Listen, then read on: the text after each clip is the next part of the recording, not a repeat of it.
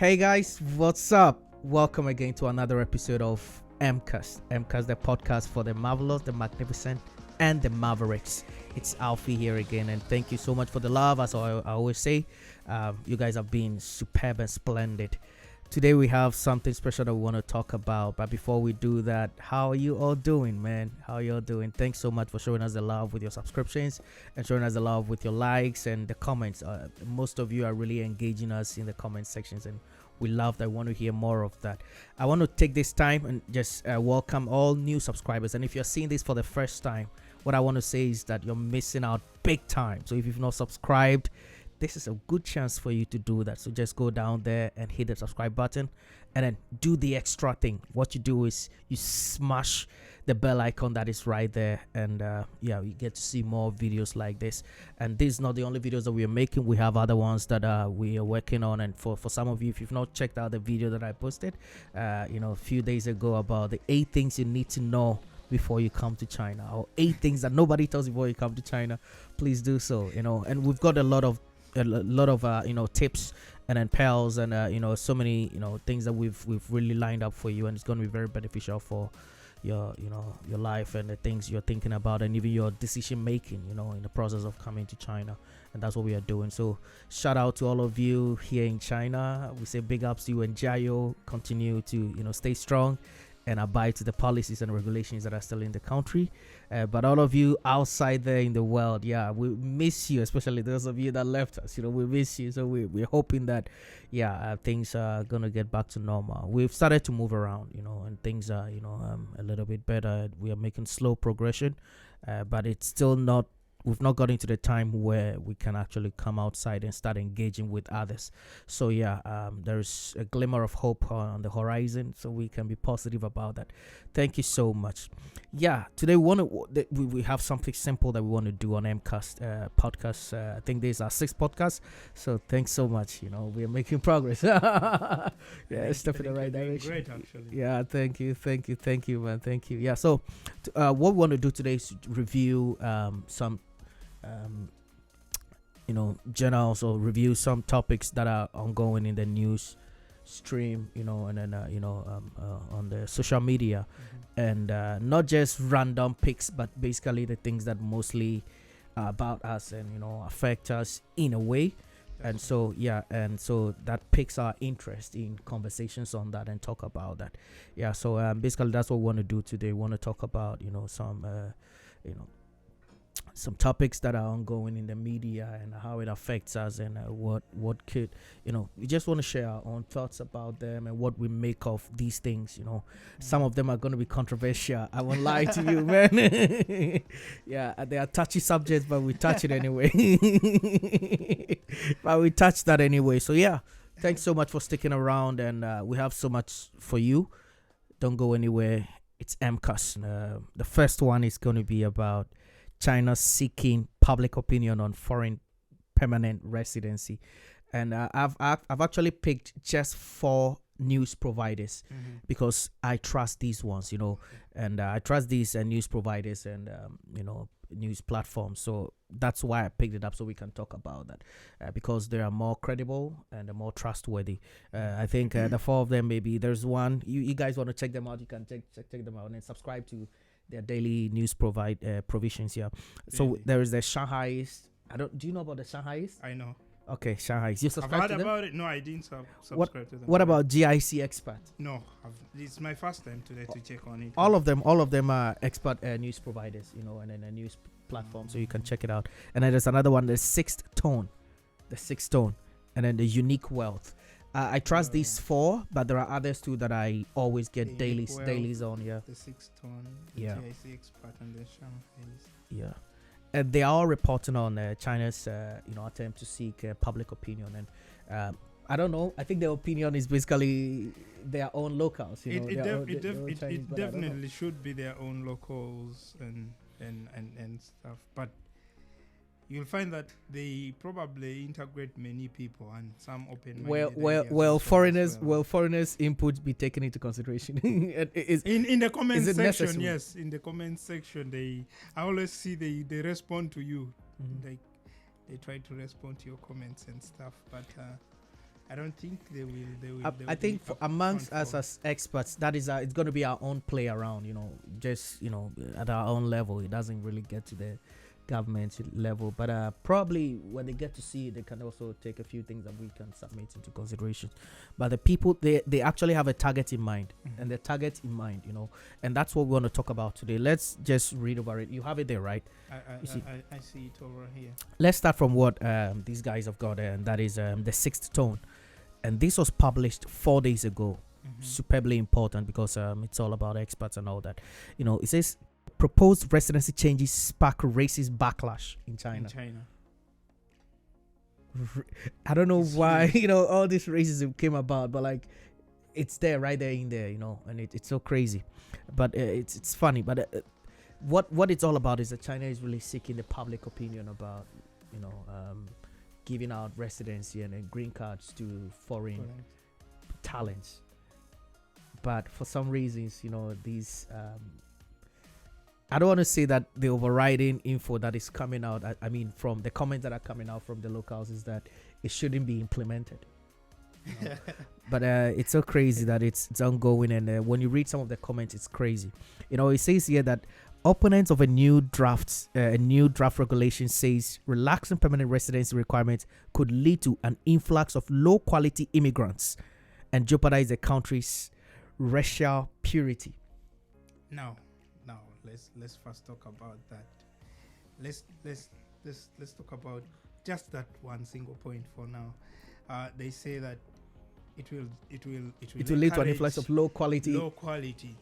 So it also shows you probably the people are not very much trusting their system.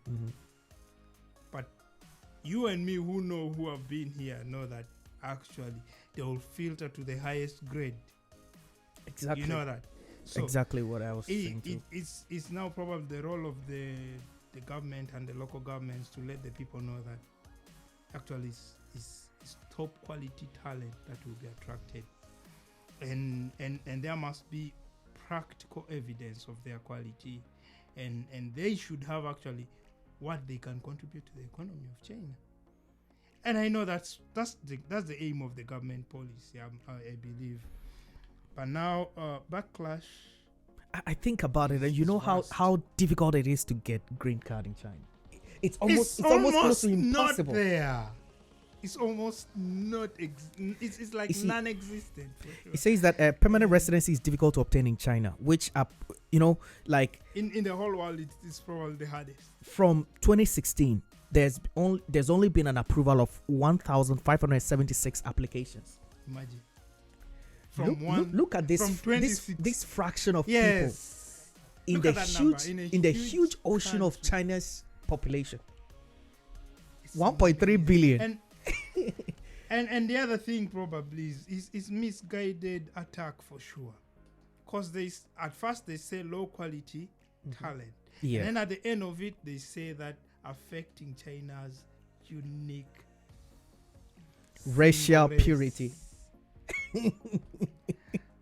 What does that tell you, my friends? It's a race. It's a race score here. Yeah, I think it's the pulling really out of the race card. Race score that is. It's hidden in quality or something, but up front it's a racial thing. But besides, before we look into the race and all that, I wish the people, the locals, would ask themselves, why would the government come with this? I was about to ask this question. Why would they attempt to do that?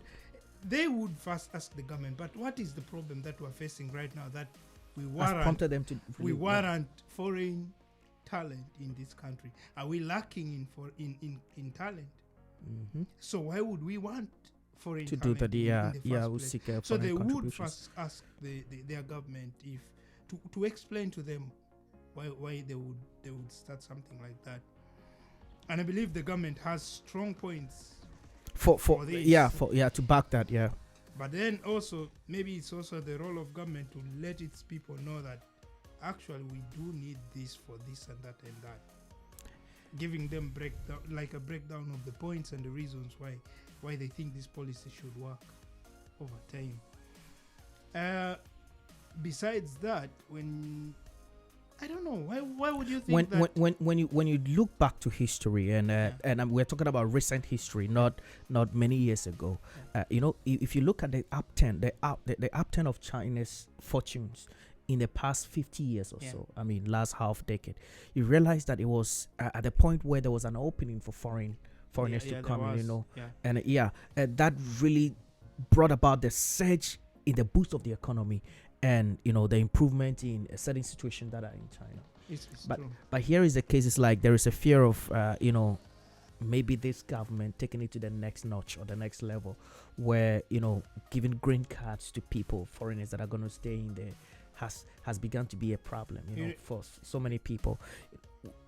I was talking with one of the Chinese friends actually about this topic. I told you I was speaking on an ignorant perspective. I didn't know there was a backlash on this, but I at one point told her that actually this kind of policies are in many Western countries, whereby they attract foreign talent, but high quality foreign talent. High quality. That's and that's the aim of the Chinese government. Exactly. Also. And look, how many Chinese very highly qualified are out there contributing to economies out there? Massive.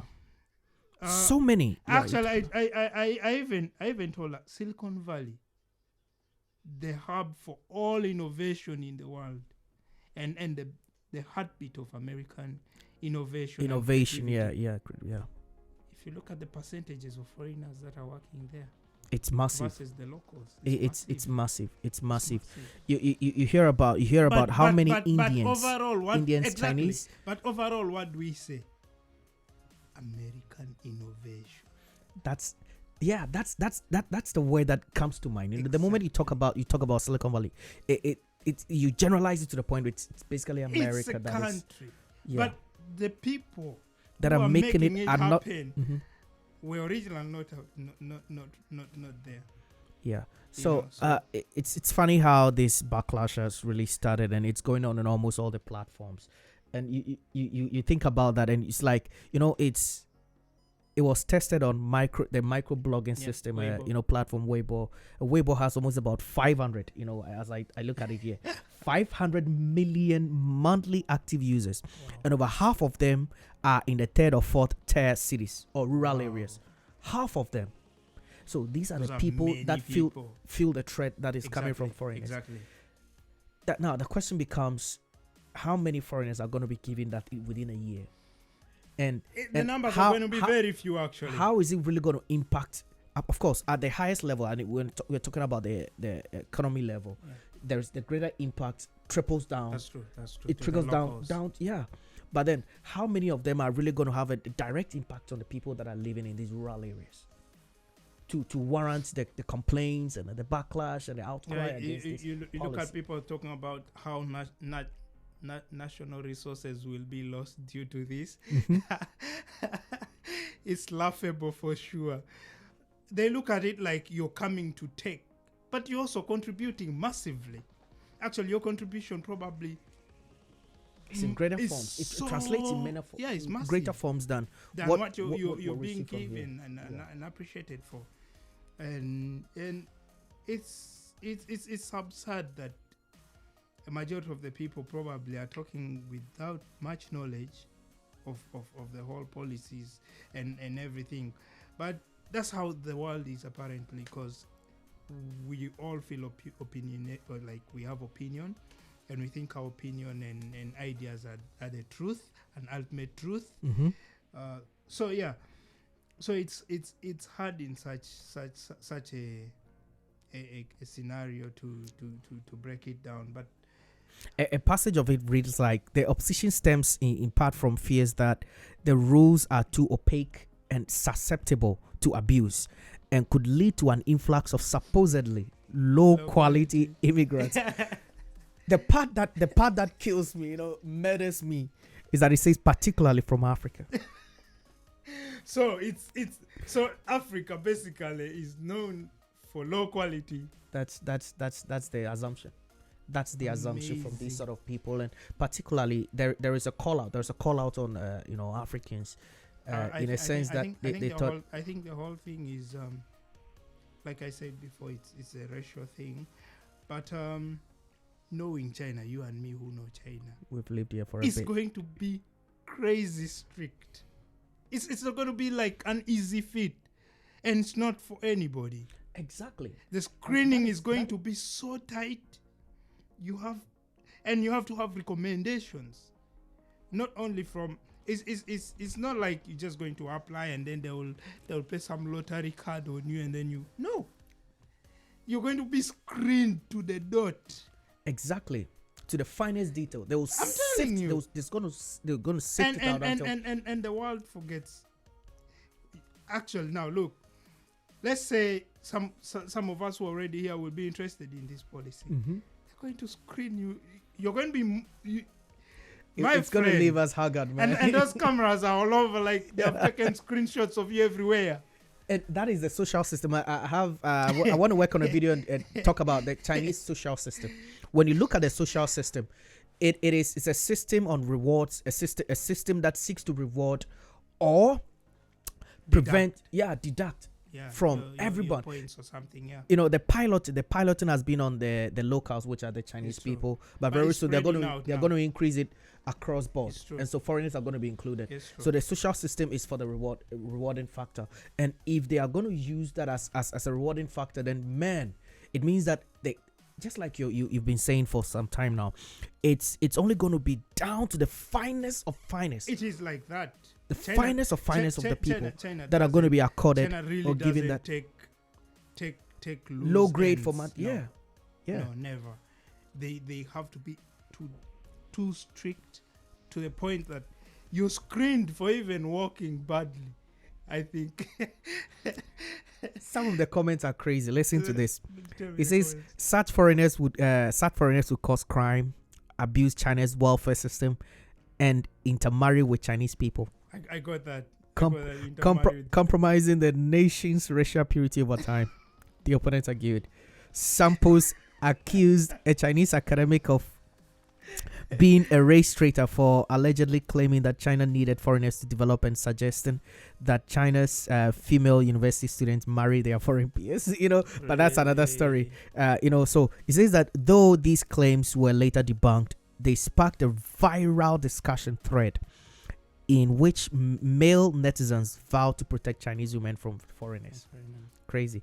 Other widely shared posts warned that China must not become another France, and falsely claimed that France had gone from being 100% white 80 years ago to 60% black and brown today. 60%. First of the percentage there is very wrong. Yeah, and ultimately, the author really shared the fact. The fact is that the country is currently around 85% white. 85%, which means white. the others. So that are means the 15% is only black. So that's the thing. So what does the internet do? Bring these statistics to create this wave of backlash, and it works most of the time because not many people are going to take time to find out the facts. Actually, they go by what is there, and the backlash goes on like amazing. So but what does that mean for you and me who are here now that we are here? It's not like we're even pro the policy or against the policy. You see, you and I just get scared of what could happen if this thing continues in the minds of the locals. The next time they open up and we're supposed to move around, you never know. You might be just going to the local market to buy your vegetables, and somebody felt bad that the government is giving away their privileges jobs to you, and all that, and you're not even into this or even aware of it. That is actually the highlight of it all. Like that is the height of all the complaints, that they are going to lose the jobs and the foreigners are going to get it. How is that possible, really? But that is super impossible. I was saying this earlier. The best thing about China is that they don't have a huge problem with unemployment. I mean, when you consider the figures on the table and you talk about the proportions of it, you consider that China is really, really, really not a country that is struggling from unemployment because the system has been so resourceful that there are new jobs that are popping up everywhere. day. And just like you were trying to give an illustration of your friend that was looking for a job, and they hop from one job to the other because the opportunities are there, the jobs are available. Let me tell you, it's not my friend or one person. I can tell you on average right now, a Chinese will walk out of this company. Mm-hmm. Next week he has a job. Because tomorrow he's going on the internet and apply. Tomorrow he's going to be get a call to come for an interview. If it's amazing how a Chinese will be like, I have an interview at 2, I have an interview at 5. She's even crying. She's spoiled for choice. Yeah. And she's spoiled for choice. This company, I saw it's crazy. I mean, the country has this gap, ever-ending gap to absorb people, and probably that's another thing. Maybe that's why even this policy is coming up. It's not that there is unemployment, or it's just that they see the gap is widening. As years go by, the gap is widening, so they probably want to fill this up. And I'm also sure there is a limit to the number of foreigners that they want to come in. They cannot just let in free flow, no? I'll personally try to follow it up deeply and know the developments from there on, because the exact explanation, the exact subtext to it has not been given by the government. I heard that the government put an OPD on I think in CGTN to follow it up after the backlash, and I think also they posted it another thing on Weibo just to follow up and let them know exactly why they had asked for their take on the policy on the subject, stuff, yeah. But I haven't followed up on the details. Some funny comments here. In 100 years time, I don't want China to have to become like the US, with all kinds of people mixed together. That's what one Weibo user said, and that received 22,000 likes. Whoa. 22,000 likes, but the numbers works for them. Numbers on their side. I tell you, when you look at the numbers in China, actually, if you look at it against the total population, it looks really small. But if you compare it to the populations out there, you will realize that's actually a massive number of individuals still. Exactly. So and by liking this kind of post, you can draw from the minds of the individuals. So that's a huge number still overall. Another person said, we Chinese people have a strong national sentiment. We have the same ancestors, and we are all children of the Yellow Emperor. The same blood courses through our veins, and we don't want it to be mixed up. Same blood. Crazy, yeah. Yes. Our veins. So that is a claim for their heritage, and that single heritage that they have, and they trace it through the Han Emperor, and they don't want it to be mixed up. So they just want that. We talked about it anyway. Yeah, the racial purity. They still stay true to that, and so others wouldn't come from anywhere. I don't think the Chinese government is telling people to come and intermarry. That and listen, this individual, these people who talk assume that whoever is going to be admitted into the system is single or something. Some people are already married. Yeah. So and some people are already dating. And besides, okay, let's break it all. What if people end up getting married to Chinese? This will be a 2 people affair. They agree their thing. Where's the freedom here? But there is a mismatch in the numbers. China has got more males than females, and the fear is that if you guys come around, you're going to take their girls away from them. Listen, I've heard this 1,000 times. Yeah. Let me break. That's a deficiency. That is a deficiency that exists in the system. So let me break it down. Okay. In your lab, how many girls are there?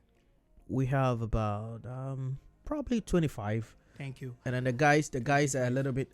Do you know we have more ladies than the guys? Thank you. Even our lab is the same. So of all those girls in your lab, how many are single? Probably 98% are single. In my lab. Probably 98% of the girls. I don't have the numbers, you know. It's amazing. Most of the girls in my lab are single. Most of them are single. Probably they broke up or something, because I know Chinese hook up a lot. Chinese. Well, they break up. Let's look at it. But overall, come on, not all of them could have broken up. You know, Chinese. I don't know. I'm not generalizing and this. It's weird. Alfred. I'm not creeping. Even out I'm there. I'm not I crawling was just towards telling you stereotypes. from my small micro environment. Mhm. That's the lab. Yeah. But if you look at how many Chinese women are actually claiming to be single, it's also amazing. The number is high. But the thing is, even the men are single. So who is supposed to date who? If the numbers are high, both men and females are high, so who is supposed to be dating who? These guys are supposed to date each other, but they're just looking at each other. Like, They could simply claim that it doesn't matter. You cannot come for them. That's what they think. It matters. These people need somebody. You see, it's nature. there was a comment that came like, we have to do everything, and that's from a guy. He was trying to say something like, we have to do everything to protect our women from these foreigners that are coming in. And then they said in the end, a whole group, and it got a lot of votes. The women said that we have every right to our own choices. True. It's true. And we don't need you to protect us. It's true. We choose who we want to be That's with. the point. And I said, wow. No, it's true. it's man, this country is both amazing and it's so funny, you know, it's so crazy. Yeah. and I had this conversation. I didn't take all the screenshots for you guys, and yeah. At one point I told you, it's a person that I was discussing with you. Yeah. I asked, now, I know that you had started dating some close friend of yours, mine, yes, yeah. And I'm like, so what if it had worked out for you too? How would you have felt about this policy? She said she didn't want to talk, and even stopped talking from there. And then the conversation about this policy closed. Complete. Up to now, complete. Not even hello. It really stirred up a racial a reply from the others, and that has really caused it has really stirred up a lot of things. And it's crazy how this whole thing is turning out, from the end of experts and basically from people of African ancestry and background. They are also replying in a different fashion. It has come to the point where it's almost like the idea is this: you guys don't want us, but even in your tightest moment, in your most difficult moment, we stayed with you. The others left. So it's surprising how whenever there is anything difficult and there is anything that you don't like, you turn on us and you start to paint us in such an uncomely unwelcome kind of way. Yeah. And you make us become the devils in your eyes compared to any other person. And we are not in any way having any conversation about racism and all that. I personally think it's a sensitive issue, and when you pick up, you just express your opinion. Somebody ignorantly sits from somewhere and is not open-minded enough to take it from your point, and then sit somewhere and castigates you and say all sorts of things against you. So I don't want to go into that subject at all. But it's so funny how this whole thing has really stirred up a whole lot of dislike and all that. It's so crazy. I was reading one of the comments from the girl who posted the thing on the group yesterday, and then there was some comment that stood out in my head, like, if all the foreigners were like you. If all the foreigners were like you. Do you even believe that? I don't know. It's just exactly. So to me, it's some part of hypocrisy. So how many of other foreigners out there has she interacted with, and she thinks that they are not like her this friend? That's such a good question. How many has she interacted with? In that she concludes that if all of them were like her, how many has she interacted with? I believe few. So it's incredible. Let's move on to the next subject. We will leave this subject and talk about another thing, later, and then come back to that. Yeah, that's just a review. It was really a racial thing.